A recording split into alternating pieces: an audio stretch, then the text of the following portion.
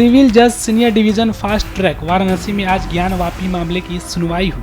ये सुनवाई वादी पक्ष की तरफ से ज्ञानवापी परिसर के अतिरिक्त सर्वे के संदर्भ में की गई। वादी पक्ष की बहस का जवाब देने के लिए अंजुमन इंतजामिया मस्जिद को अदालत की तरफ से समय दिया गया है। मंदिर पक्ष के वकील ने इसकी पूरी जानकारी देते हुए क्या कुछ कहा, सुनिए।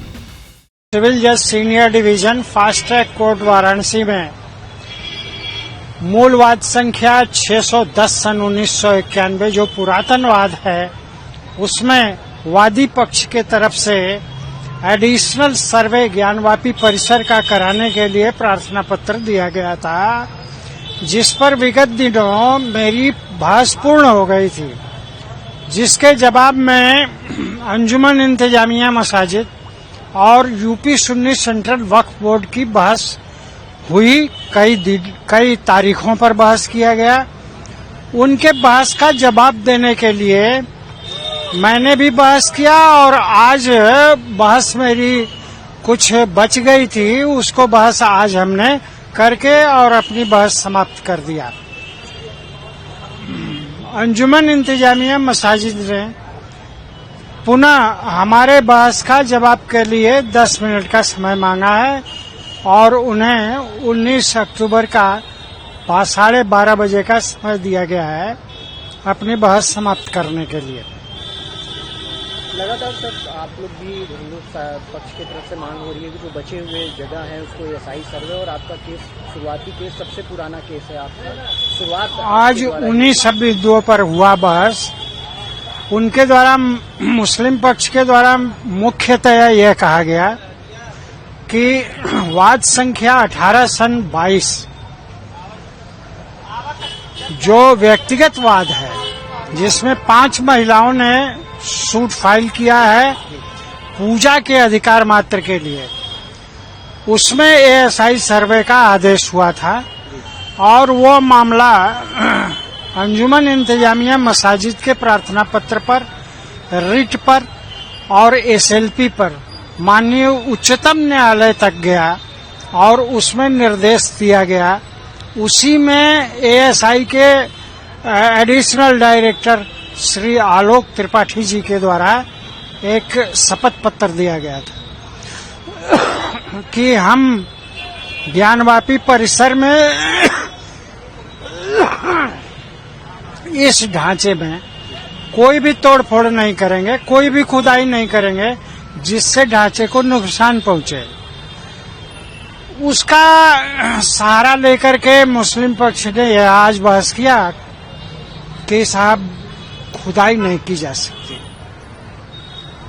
मेरा यह कहना था कि खुदाई मैं भी चाहता हूं कि न की जाए, जिससे इस विवादित ढांचा का एक ईंट भी खत्म हो, खराब हो, निकाली जाए, कट की जाए। मैं भी नहीं चाहता।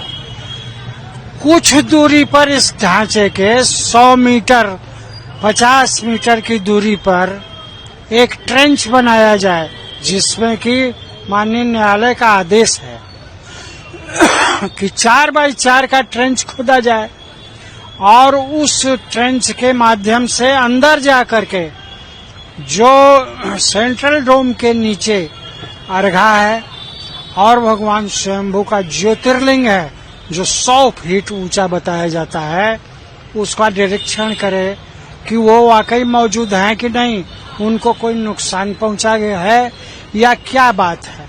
क्योंकि जीपीआर सिस्टम से मात्र 5.8 मीटर तक नीचे जो है उनका सिग्नल दिया, उसके नीचे पत्थर के बड़े बड़े बोल्डर और मलबा पटे रहने के कारण उनका जीपीआर मशीन काम करना बंद कर दिया, उसके नीचे का सिग्नल नहीं दिया। तो अब बचा रास्ता क्या है?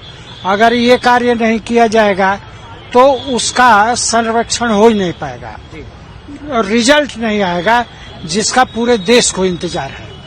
दूसरी बात यह है कि जो तालाब है जिसमें कमीशन के दौरान शिवलिंग निकला था और उस पोर्शन का एएसआई ने यह कह करके सर्वे नहीं किया कि यह स्थान सील किया गया है, जबकि माननीय उच्चतम न्यायालय के द्वारा उसे डीएम को आदेशित किया गया था कि उस स्थान को प्रोटेक्ट करें।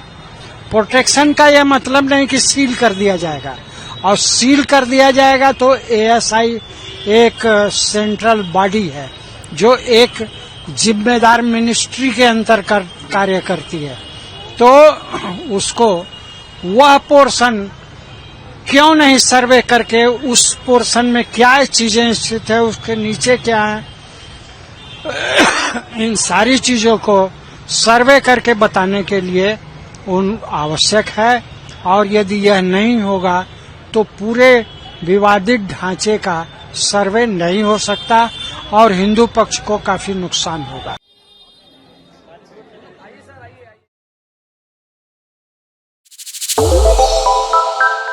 श्रेष्ठ उत्तराखंड पर खबरों से जुड़े रहने के लिए चैनल को सब्सक्राइब और लाइक करें, बेल आइकन दबाएं और देखते रहें श्रेष्ठ उत्तराखंड।